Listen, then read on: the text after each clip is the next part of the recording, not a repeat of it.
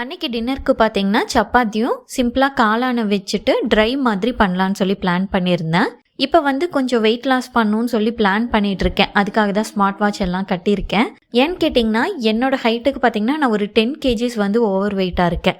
நம்மளோட தொழிலும் பார்த்தீங்கன்னா கேக் பிஸ்னஸ், அதுவும் நின்றுட்டே தான் பண்ணுவோம்.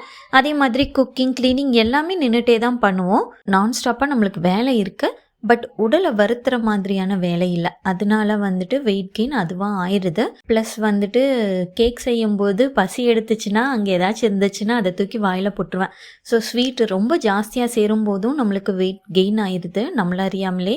எல்லாத்தையுமே நின்றுட்டே பண்ணும்போது வெயிட்டும் கொஞ்சம் ஜாஸ்தியாக இருக்கிறதுங்காட்டி அடிக்கடி காலில் பிரச்சனை வருது.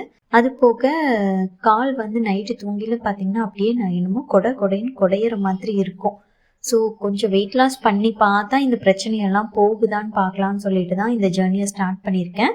இது வரைக்கும் ஒரு 998 தடவையாச்சும் வெயிட் லாஸ் ஜேர்னி பிளான் பண்ணியிருக்கேன். பட் சக்ஸஸ்ஃபுல்லாக முடிஞ்சதே கிடையாது.